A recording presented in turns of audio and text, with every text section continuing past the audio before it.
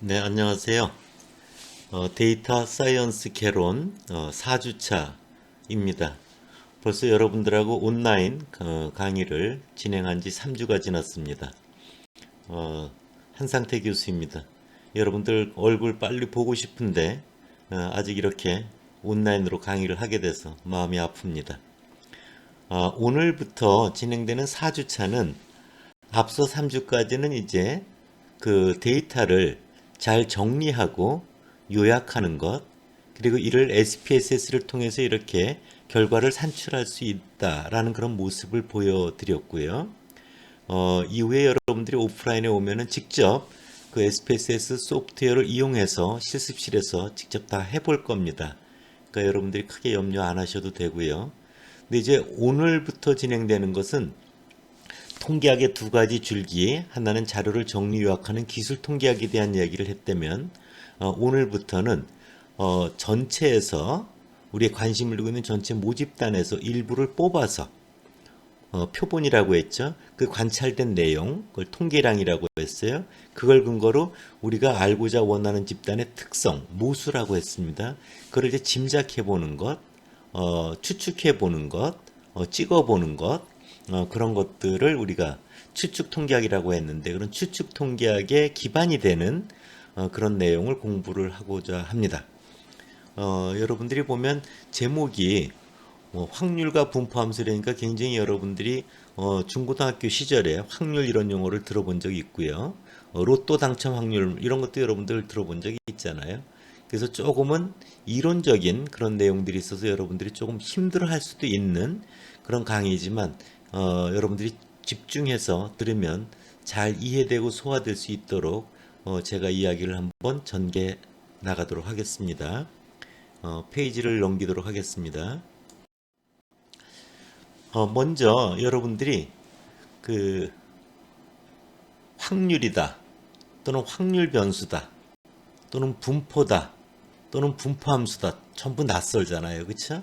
그래서 이런 용어들을 여러분들한테 자연스럽게 스며들 수 있도록 이야기를 전개해 보고자 합니다. 앞서도 한번 그런 얘기를 여러분들한테 추측 통계학의 이야기를 할 때 한 적이 있는데요. 여러분들이 그 점쟁이, 점 보는 집 있잖아요. 저는 아직 봐본 적이 없습니다. 그런데 점을 보러 다니는 분들도 꽤 있습니다. 점쟁이한테 예를 들어서 점을 봤더니 당신 5년 이후에 뭐 굉장히 대박이 날 거야. 굉장히 좋은 일이 있을 거야. 뭐 이렇게 예언을 하고 또는 예측을 합니다. 그럴 때 기분은 좋을 수 있습니다. 그 점을 본 사람 입장에서. 그러나 그 점쟁이가 한 예언이나 예측이 그게 어느 정도 확실성을 갖고 있는지 알 수가 없어요. 계산할 수가 없어요.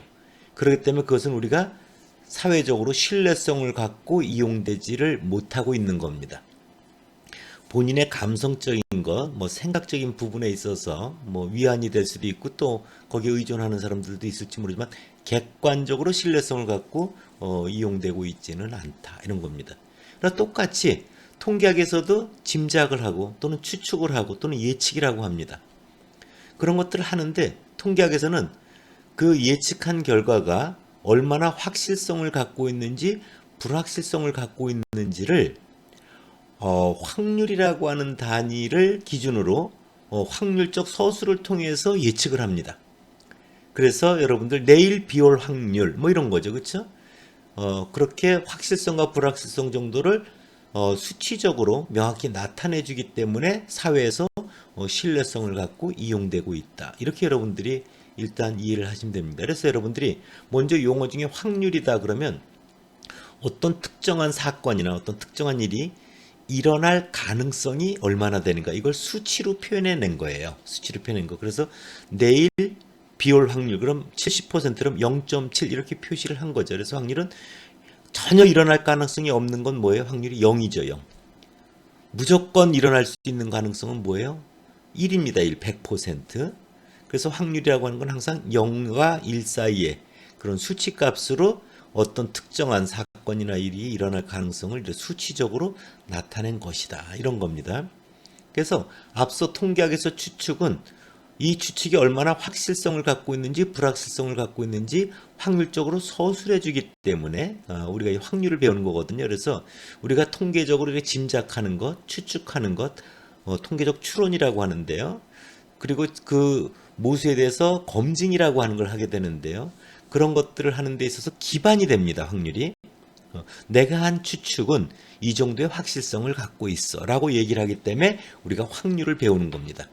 그래서 여러분들은 이 장에서는 추측 통계학에 기반을 제공하기 때문에 확률을 배운다. 이렇게 여러분들 마음속에 꼭 정리를 하고 지나가기 바랍니다. 넘겨볼게요.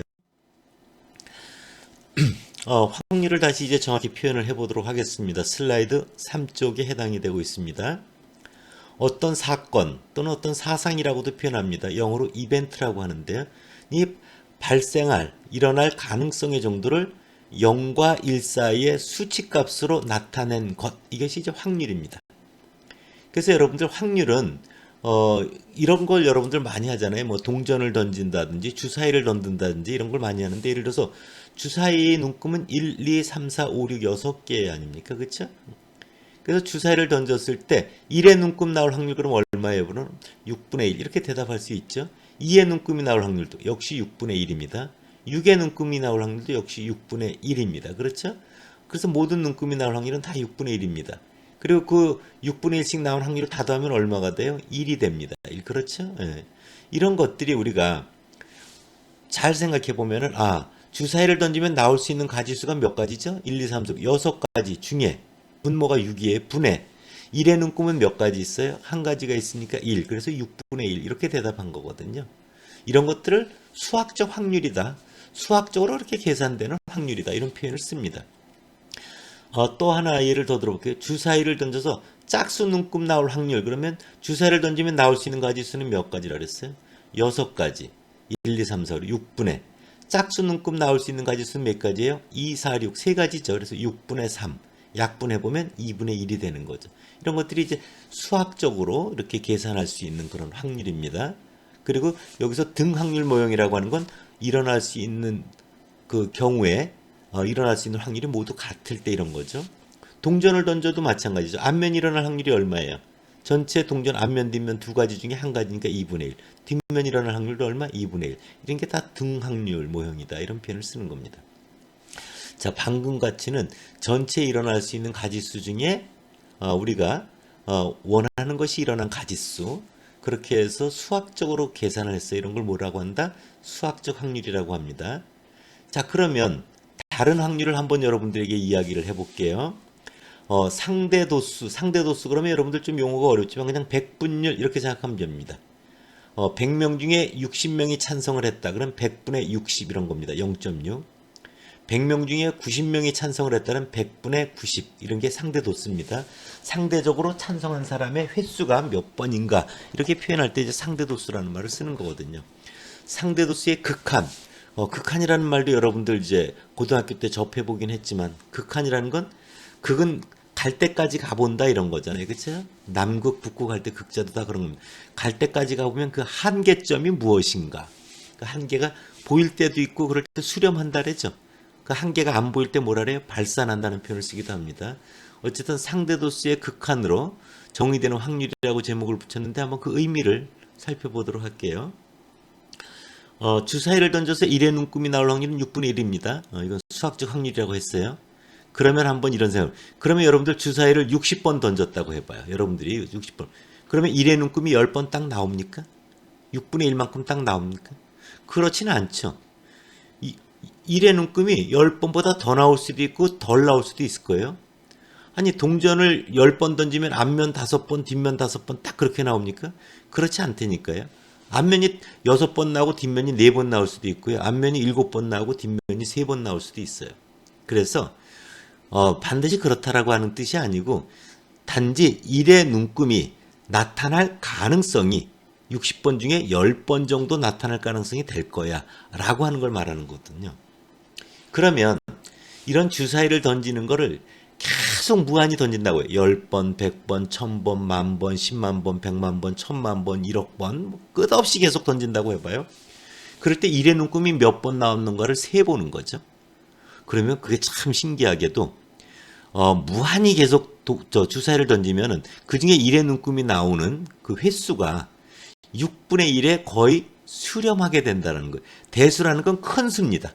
즉 주사위를 던지는 횟수를 무한히 큰 수를 반복해 보면 1의 눈금이 나타나는 그 횟수가 6분의 1 정도에 가까이 다가간다, 수렴한다. 이런 걸 이제 대수의 법칙, 큰 수의 법칙 이런 표현을 하거든요. 그래서 거기 보면요.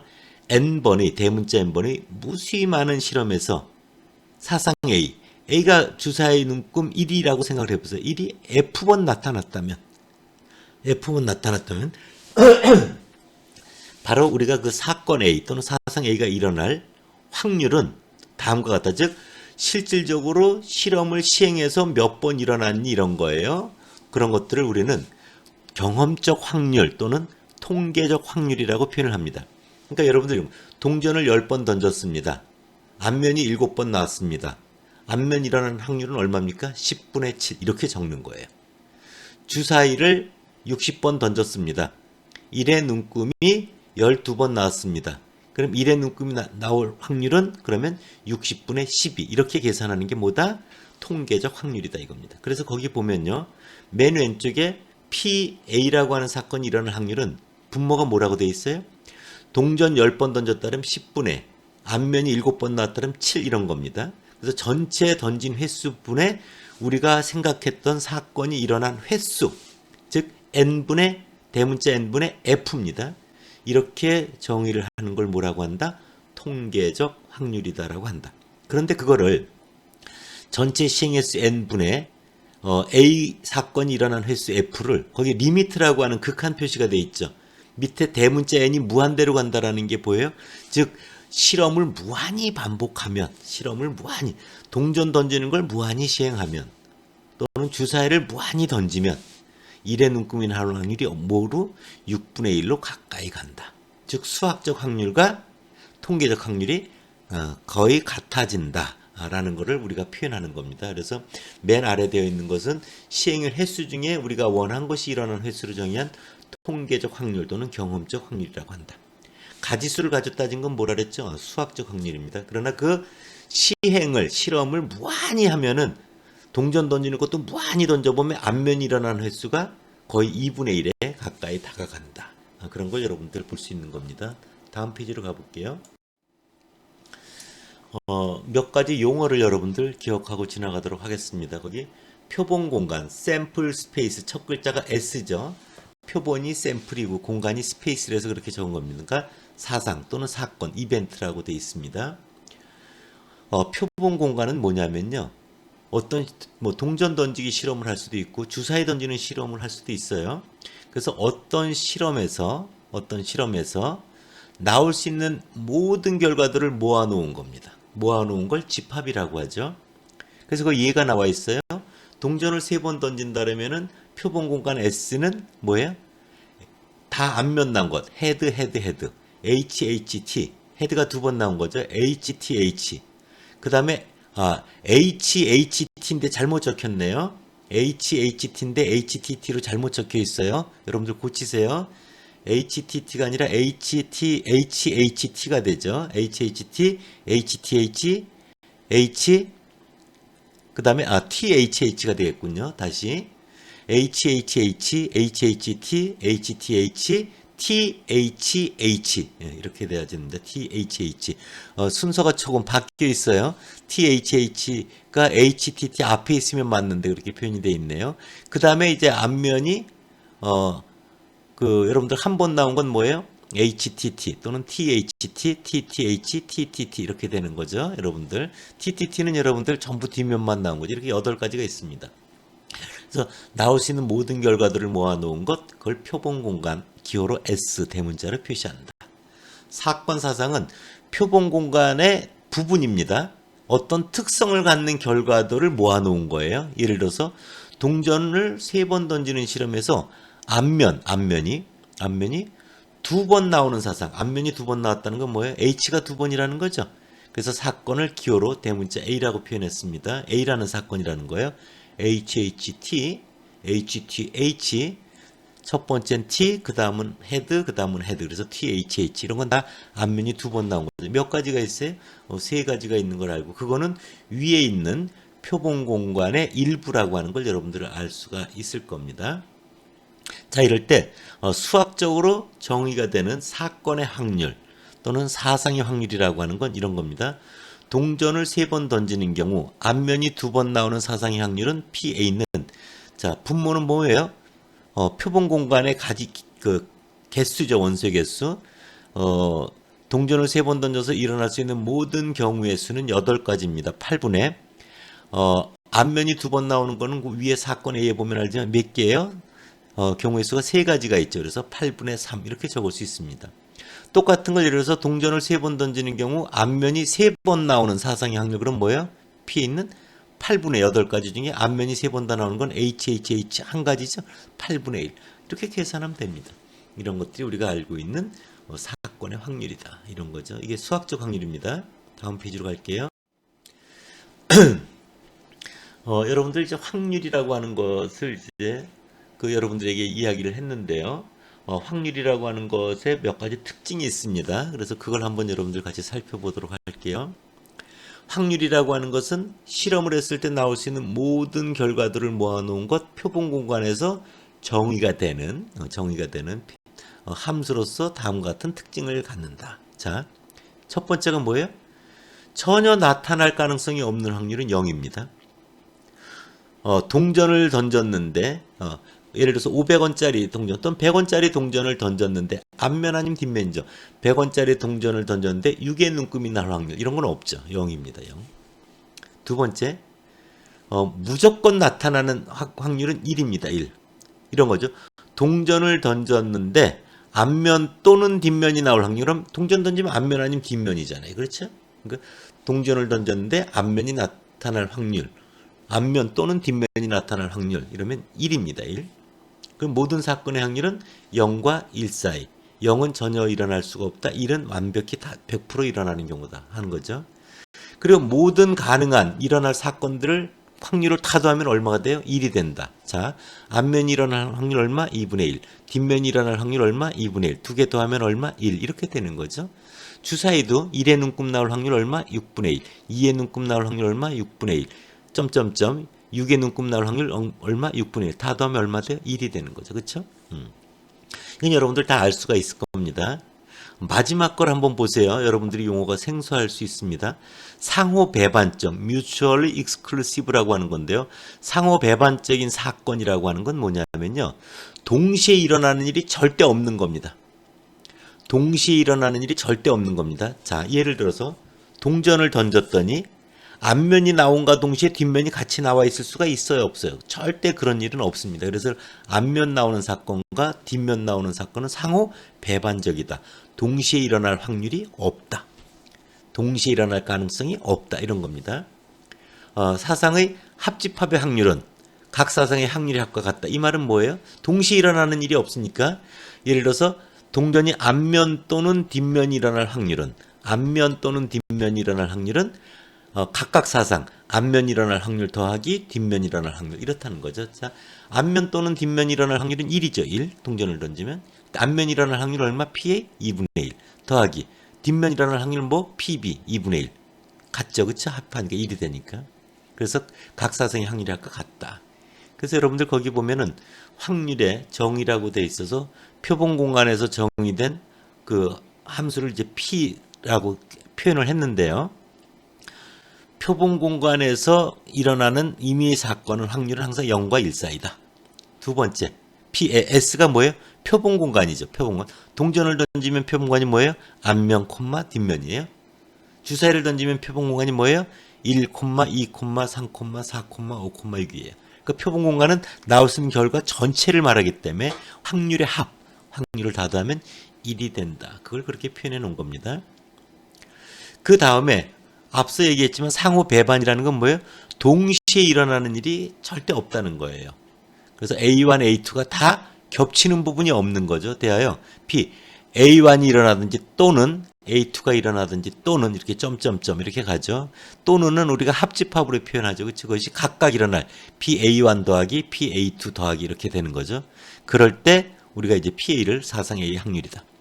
그러니까 PA라고 하는 확률의 정의는 뭐다? 0보다 크거나 같고 1보다 작거나 같다. 확률의 합은 얼마다? 1이다. 서로 동시에 일어날 가능성이 없는 배반 사건인 경우는 합집합의 확률이 각각 일어날 확률을 더한 것과 같다. 그럴 때 우리는 PA를 사상 A의 확률이라고 한다. 이렇게 여러분들 정의를 한 겁니다. 뒷페이지로 가볼게요. 첫 번째 시간이 이제 마지막 슬라이드가 될 텐데요. 그 결합 사건 또는 결합 사상이라고 되어 있는데요. 결합이라고 하는 것은 뭐냐면 하나가 아니죠.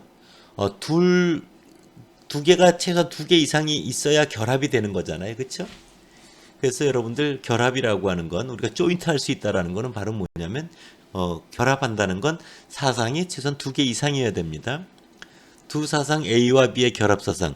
여러분들 그 슬라이드의 우측 아래 그 벤 다이어그램 알죠? 보세요. 동그라미가 A라고 하는 사건이에요. 또 우측에 동그라미가 있죠. 그게 B라고 하는 사건이에요. 두 개 겹친 부분이 A와 교집합 B죠. A와 B가 동시에 일어나는 모습을 말하는 겁니다. 그 밖에는 뭐예요? A도 아니고 B도 아닌, A도 아닌 것, 여집합, B도 아닌 것에 겹치는 부분이죠. 그런 것들이 기호로 거기 표시되어 있습니다, 여러분들. 자, 우리가 이제 결합사상은 이렇게 생각하면 돼요. 먼저 결합은 합사상이라는 거예요. A 합집합 B입니다. A가 일어나든지 또는 B가 일어나는 경우에요. 거기 벤 다이어그램으로 보면 A하고 B를 다 색칠해 보면은 A 합집합 B라는 거 알 거예요. 그래서 이런 경우는 우리가 사상 A 또는 사상 B에 속하는 모든 원소들을 모아놓은 것 이렇게 생각하면 됩니다. 그리고 곱사상이라고 하는 게 있는데요. 곱사상은 A와 B가 동시에 일어나는 겁니다. A 교집합 B를 말합니다. 다시 A와 B가 뭐라고요? 동시에 일어나는 겁니다. 그래서 곱사상은 사상 A와 사상 B가 동시에 일어나는 그런 집합을 말한다. 이렇게 여러분들 생각하면 돼요. 그 다음 마지막에 여사상 또는 여사건이라고 여러분들 고등학교 때 들어봤죠? A가 위에 C는 이제 컴플리먼트의 약자 C인데요. A가 아니다 이런 뜻이에요. A가 아니다. 그러니까 A 밖을 말하는 거예요. 사상 A에 속하지 않는 집합 A가 아니다. 이게 여사상입니다. 벤 다이어그램의 네모 박스, 그러니까 전체를 말하죠. 네모 박스를 우리가 표본 공간 S라고 합니다. 표본 공간 S라고 하는 거예요. 그러면 이거를 이제 확률로 표현해 볼게요. 자, A 합집합 B의 확률은 뭐예요? A 확률에다 B 확률을 더하면은 가운데 겹치는 부분 A 교집합 B가 2번 들어가게 되죠. 2번 들어가요. 그래서 하나를 빼줘야 됩니다, 여러분들. 그래서 A 합집합 B의 확률은 사건 A 또는 B가 일어날 확률이에요. 사건 A 또는 사건 B 중 적어도 하나가 일어날 확률입니다. 그래서 그것은 A가 일어날 확률 PA 더하기 B가 일어날 확률 PB 빼기 A와 B가 동시에 일어날 확률을 하나 빼주면 됩니다. 꼭 기억해 두세요. 꼭 기억해 두세요, 여러분들. A 합집합 B 확률은 뭐다? PA 더하기 PB-PA 교집합 B 확률. 그 벤 다이어그램을 그리면 PA 더하기 PB를 하면 안에 가운데 교집합이 2번 들어간다는 걸 알 겁니다. 그래서 하나 빠졌다 생각하면 돼요. 두 번째 A 교집합 B의 확률은요. 사건 A와 사건 B가 동시에 일어나는 확률을 말합니다. 동시에 발생하는 확률이에요. 그래서 그거를 A 교집합 B. 그러니까 이거는 또는이 아니라 뭐예요? and입니다. and 그리고예요. 그리고에 해당됩니다. 그 다음에 마지막 여사건 확률. A가 아니다 그러면 뭐예요? 확률의 합은 항상 뭐예요? 1이죠. 그쵸? 그러니까 1 빼기 PA. A인 거를 1에서 A인 거를 빼주면 A가 아닌 게 나오겠죠. 그쵸? 그래서 A의 여집합의 확률은 1 빼기 PA다. 그래서 사건 A가 일어나지 않을 확률을 말한다. 이렇게 여러분들 생각을 하면 됩니다. 그래서 여러분들 첫 번째 여러분들 강좌 시간에서는 이제 확률 변수와 분포 함수라고 하는 새로운 추측 통계학이라고 하는 게 시작이 됐는데 추측 통계학은 우리가 그렇게 예측을 할 때 확실성, 불확실성 정도를 표현해 주기 때문에 신뢰성을 갖고 이용이 된다. 그래서 확실성, 불확실성 정도를 나타내는 확률이라고 하는 것을 표현을 해야 된다. 그래서 항상 추측 통계학은 그런 확률적 서술이 뒤따르기 때문에 우리가 확률을 배우는 이유는 뭐다? 바로 그런 추측 통계학의 기반을 제공해 주기 때문에 확률을 배우는 거다. 시험 보려고 배우는 게 아니에요. 그걸 여러분들이 정확히 기억하고 있는 게 좋습니다. 그래서 확률도 정의를 했고요. 또 이제 그런 것들에 대해서 수학적 확률, 통계적 확률, 또한 결합과 관련되는 합집합의 확률, 교집합의 확률, 여집합의 확률 이런 것들을 여러분들 이야기했습니다.